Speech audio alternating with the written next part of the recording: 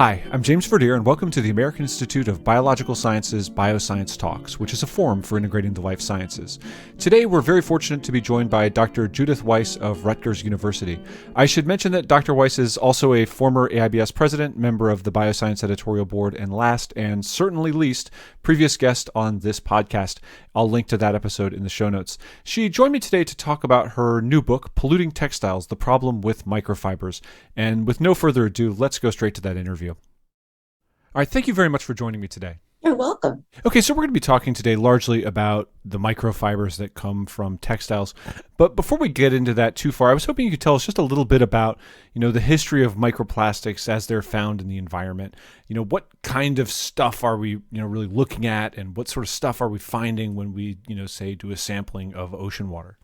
Well, it was not too long ago that people discovered tiny pieces of plastic polluting initially the oceans and then subsequently fresh waters and subsequently the air and the soil. And it's just about everywhere on the planet. They're tiny pieces of plastic. And they call it microplastics. They're under 5 millimeters in size, and they range in size down to about a micron. And then below that, they're called nanoplastics. Now, when they first discovered microplastics, there was a lot of attention paid to plastics that were shaped like beads or spheres that were being used in personal care products, toothpastes and scrubs and stuff to provide abrasion. And there was a law that got passed, the only law this country has passed yet, dealing with this kind of pollution problem. And so now they no longer use the plastic in those products. So that when you do surveys for microplastics, you find that these beads are now a very minor component of what's out there. Okay, so we're seeing declining quantities of these bead microplastics, and that's good. But I'm wondering now if you can tell us a little bit about the microfibers, and also I think importantly is something you discussed in the book is the idea of sampling, and how the wrong types of sampling will lead you to not find things like microfibers. So if you could just kind of get us started on that topic, I think we'll have more to jump into. So the way you collect is really important in determining what you find if you're looking to collect microplastics in a body of water. People tend to traditionally, and many of them still do, use plankton nets. And plankton nets have a fairly small mesh compared to, let's say, a net for catching fish or something. And they get it, and they look and see what different shapes and different colors and different sizes they get. The problem with these nets, as I learned as a student at Woods Hole many, many years ago, when you're collecting things with a net, things that are long and thin have a much greater chance of getting through the holes in the net and not being captured. So we were told when you're looking for diatoms, single-celled plants that are, doing most of the photosynthesis in the seas, you're not going to get the species that are long and thin. You may get a few, but they'll be greatly underrepresented. And the same thing applies when you're using the same kind of nets to catch microplastics. The ones that are long and thin tend to go through and are greatly undercounted in samples compared to what's really out there. And what are these things that are long and thin? They're called microfibers. That they're a type of microplastic, and they are there because they fall off our clothing. Our clothing, the synthetic clothing, which is made of polyester or poly whatever, uh, basically plastic, and it sheds these fibers wherever we go. It sheds them a whole lot in washing machines and in dryers, but it also sheds them as we walk around the street. It sheds them while they're being made. It sheds them when they're at the end of life, gone to a garbage dump or wherever they end up. So it turns out if you collect samples properly, and by properly, I mean not using nets, but using collecting bottles, whole water samples, and then putting the water through a filter. That's when you'll see that the largest fraction of the microplastics that you get are these fibers, the long, thin ones from clothing that comprise maybe an average of about 35% of the sample are these microfibers. The next most common type are tire wear particles. And then all the other things put together make up the rest of it. But by far, first, the microfibers from clothes, and secondly, the tire wear particles are the most abundant types of microplastics out there. And that goes for the air and the soil and fresh water and marine water and so forth. Well, that's really alarming in terms of the proportion, and also the fact that it might have been missed by some sampling methods. I wanted to talk a little bit about some of the types of clothing that actually are the most implicated in this type of problem. So I first became aware of the issue as somebody who's really into hiking, and one of the things that we typically wear is a fleece, which is a usually polyester, slightly puffy, loose knit kind of fabric that, generally speaking, warm when wet, breathable, pretty comfortable piece. But unfortunately, it's also, I believe, one of the worst offenders in terms of throwing out these microfibers. Okay, the looser the fabric, the worse the more they shed. So yes, absolutely. I had read about an idea. I don't know if it's being made yet, but the idea of making another layer in the fleece jacket. Like the inside of the fleece is a tightly woven thing, and then the outside is the soft, fuzzy fleece part. Put another layer on the outside, like the inside layer, so that the fleece is in the middle of a sandwich kind of thing, in which case it's not going to be shedding. Yeah. I mean, not nearly as much anyway. So that seemed like a pretty easy fix if the companies making the clothing were to do that. That would reduce, I mean, certainly the tighter weave fabrics are shedding too, but not anywhere near as much as the loose, and the fleece is probably the worst of the loose, weave. Yeah, and that makes a heck of a lot of sense too from a performance characteristic standpoint, because the problem with fleece, if you're wearing it out in cold weather, is that wind cuts right through it, of course, because of that loose weave. And so a lot of times people are wearing wind jackets over them anyway. So maybe there's something to be said for having that sort of thin, breathable layer on top that at least stops some of the shedding as well. Yeah. I'm wondering, can we talk a little bit about what happens with these fibers when they're actually in the environment? I think, it seems, at least to me, kind of obvious on its face that having a bunch of plastic in the oceans and freshwaters and in every animal and in the air is not an ideal situation. But what are some of the actual threats that are posed by having this concentration of plastic everywhere?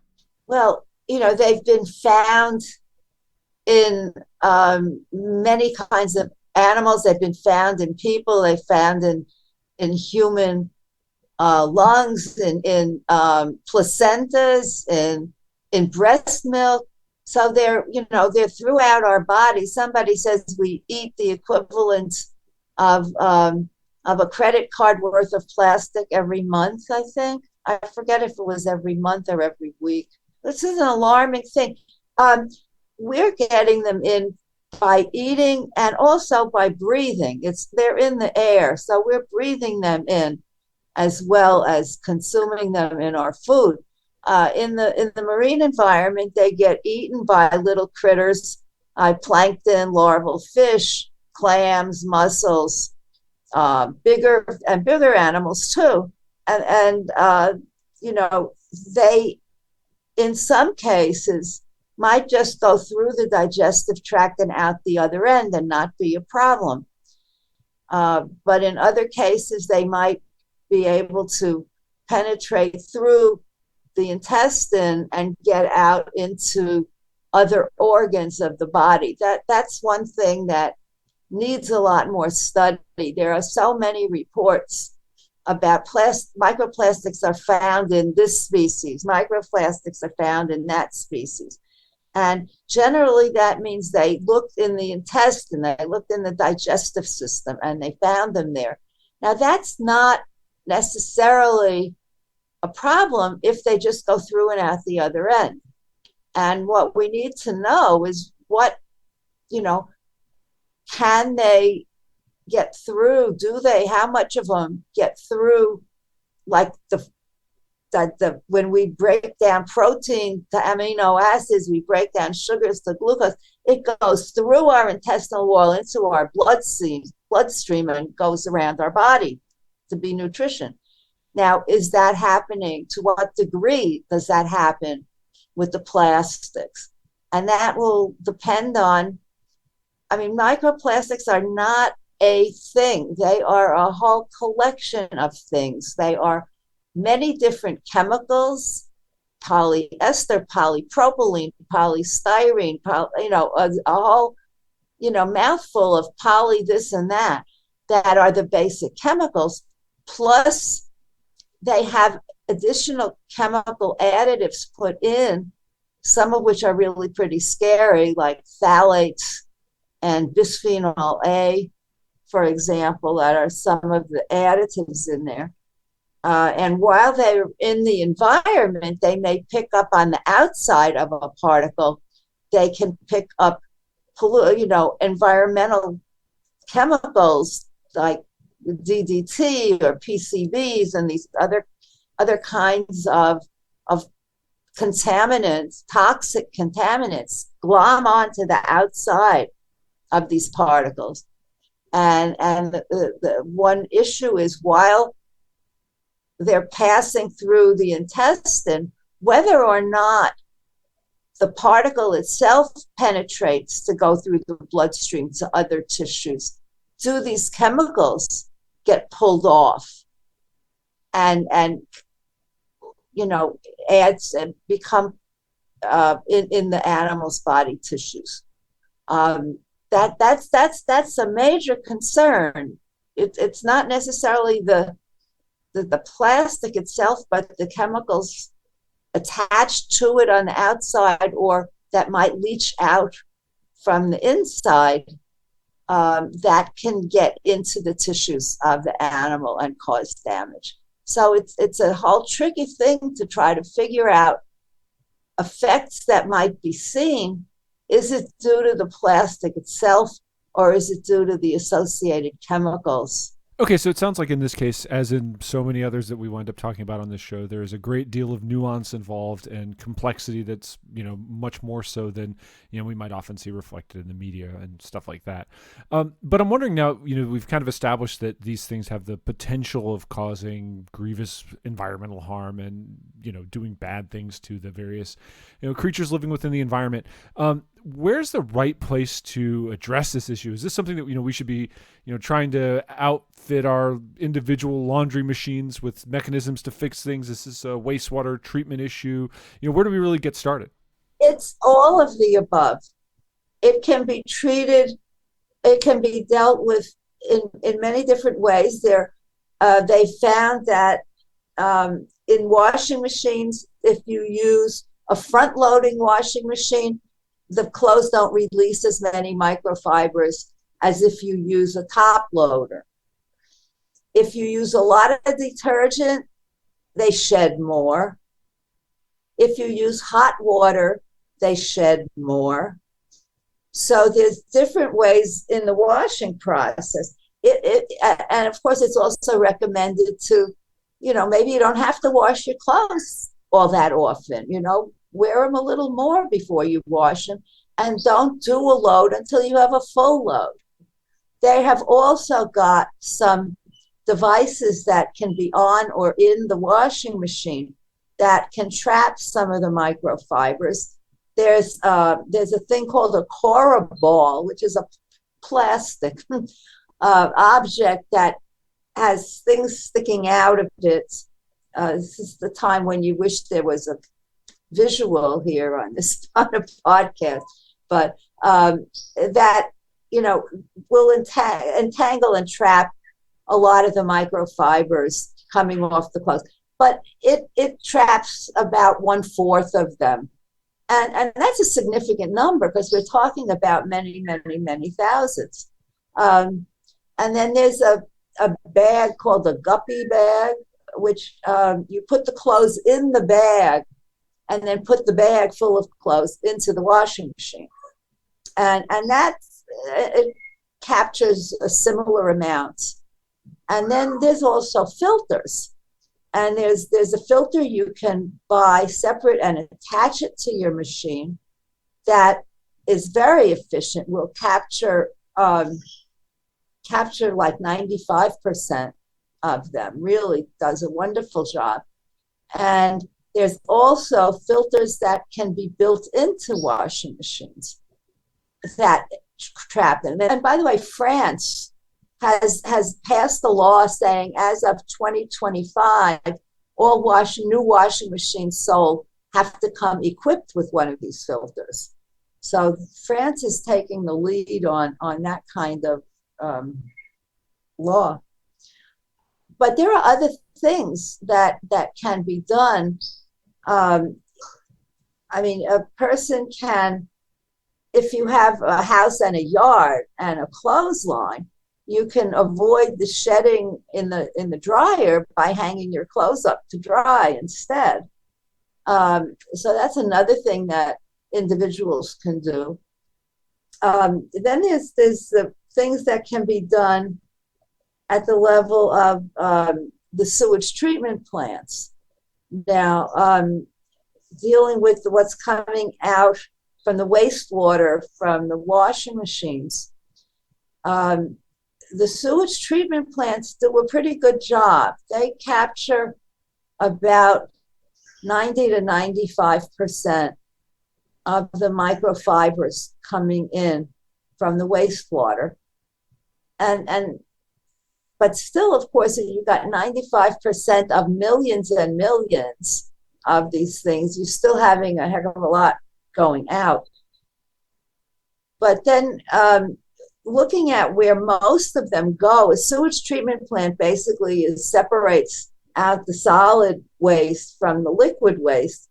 And when we say that it captures most of the fibers, it's capturing them out of the liquid and they are therefore ending up in the solid phase, which is called sludge. And what is done with the sludge?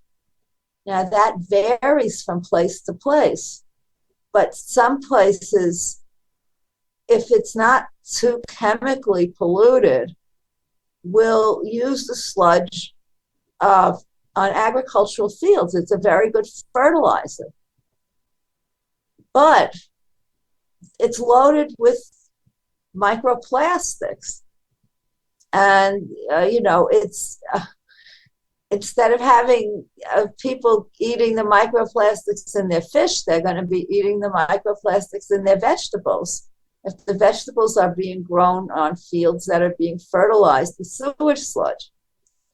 So it's a matter of moving the problem from one place to another.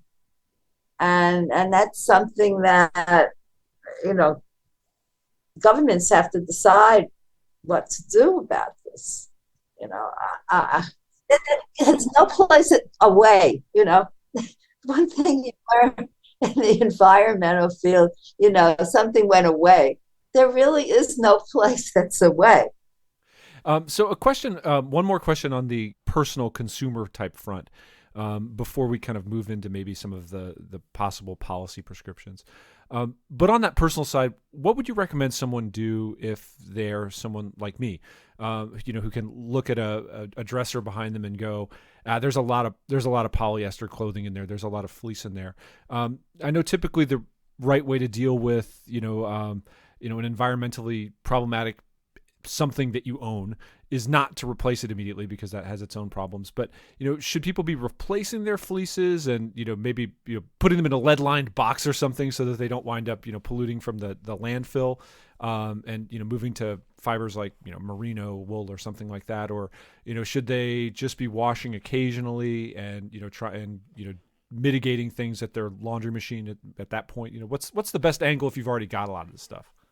I have one fleece jacket and I don't wash it. I don't wear it all the time.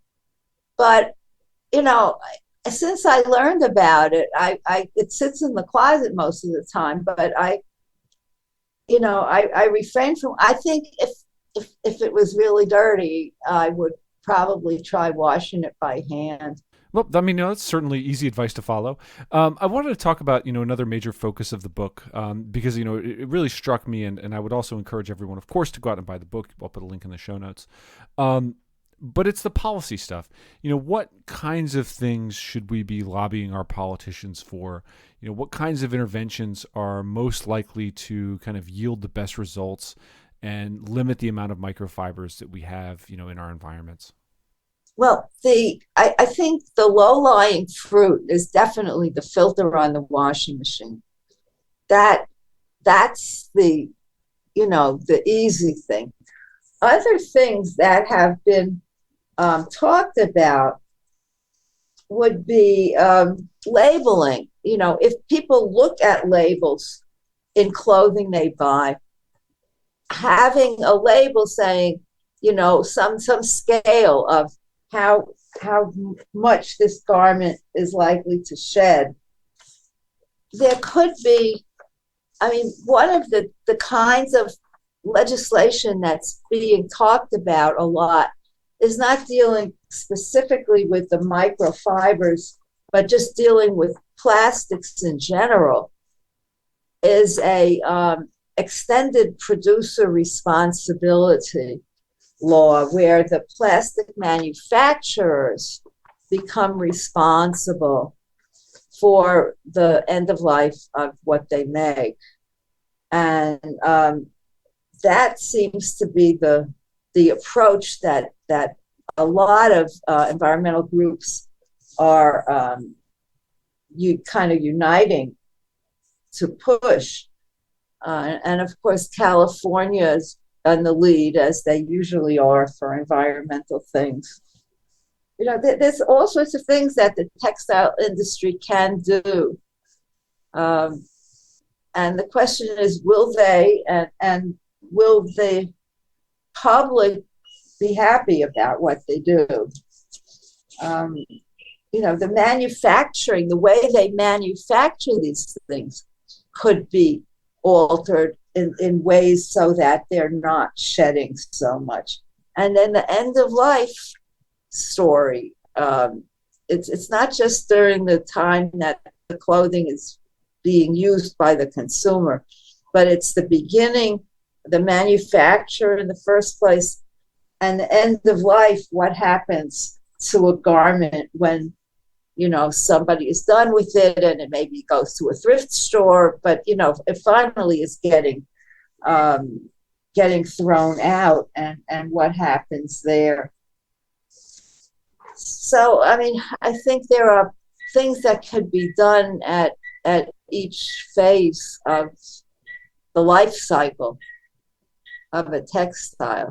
I'm wondering if we could pivot a little bit and talk about the book. One thing I always wonder and have no view into from my perspective as a journal editor is how a work like this kind of comes together. This is, a large book with a massive coverage of this issue.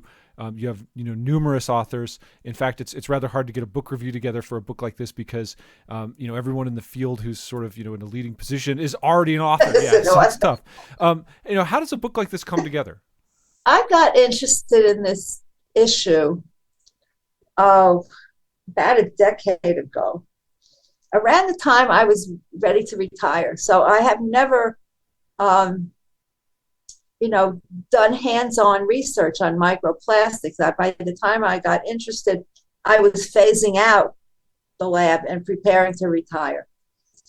So I haven't done anything myself, but I got really interested in it, and there was the EPA Region 2, which is the New York offices in New York City of the EPA. EPA has a program called Trash-Free Waters, and they started having meetings of people from all over, representatives of different organizations or just scientists or whatever, at EPA Region 2, which is, as I said, in New York City. And I started going to these meetings, and I was meeting a whole lot of people who were, in environmental organizations or other universities or the EPA itself and other agencies that were interested in the issues of plastic pollution. And there was one of the people that was a regular was a guy who was part of the Joint Commission for Great Lakes, which is Canada and the US. And he was one of the organizers of a meeting of this joint commission. This was before the pandemic. And I was invited to come to this meeting. And this meeting was just across the border on the Canada side, Lake Ontario. And we had lots of discussions. And that's when it dawned on me, it was part of the discussion, the fact that microfibers were the most common type of microplastic. That had not really been in my consciousness before that. And I kept saying during discussions, we're all environmental scientists. We can see the problem and study the problem. We can't solve the problem. We need the textile people. We need to be talking to textile people. And so I sort of made that my mission for a few years. AAAS has that annual meeting often in Washington. And I, together with somebody else, organized a session at AAAS. It was an environmental person, it was Chelsea Rochman, and textile person who was the guy from Penn State, and a policy person for this AAAS session. So there was bringing together the environmental people and the chemical people. And it was nice, and people were really pleased with that session at the meeting. And the next thing it seemed to me, we needed to do a book to bring together chapters from environmental people and chapters from textile people. And so, I was interacting with textile people, but never found someone who really wanted to take on co-editing a book. And then came out, I read this great paper. The first author was Francesca De Falco, and the final author, the senior scientist involved, was Maria Cristina Coca from Italy. That was a paper in environmental science and technology, and was a paper showing that we're shedding them all the time. That was, before that, everybody was thinking, well, it's in the washing machine is the problem. And then later, then it was the dryer was the problem. And here's a paper saying we walk around and we're shedding fibers everywhere we go. And I wrote to Maria Cristina, who is the senior scientist, asking her if she would be interested. And she said she was. And she asked if we could have a young person also, who was the first author on the paper, who was her senior graduate student. And so we had the three of us, and the two of them found and invited and dealt with the chapters from the textile people, and I dealt with the chapters and invited people, who I respected their work, to do the environmental chapters. So that's how the book happened. Yeah, and it really shows, I think, in the breadth of the book, that you're able to bring together this sort of diversity of perspectives and industry know-how, and kind of put it all together into one book that kind of really covers the topic incredibly thoroughly. I'm wondering, I'm assuming that you weren't able to get together with all of the authors during the preparation of the book for pandemic reasons and otherwise. But are there any plans to do that in the future? It would have been nice if we could have all gotten together, but people are from all over the world. And then the pandemic happened, but we didn't all get together. It would be really nice. There are conferences about microplastics that could be a place where one might bring all these people together into one symposium. That could happen, but it would be good to have such a thing. But I think I'm done with my efforts of bringing people together. I said, got to do this, and I did do it. And I think this book shows we can put these people together and look at the problems and look at the solutions in one book. And I'm proud of that. And deservedly so. And I think that's also a great note on which to leave this conversation, of course, with the recommendation to our listeners that they go out and get a copy of this book right away. It's a great lens into a very serious problem and also some of the potential solutions there too. So go out and get this book. Dr. Weiss, thank you very much for joining me today. Okay. I enjoyed talking with you.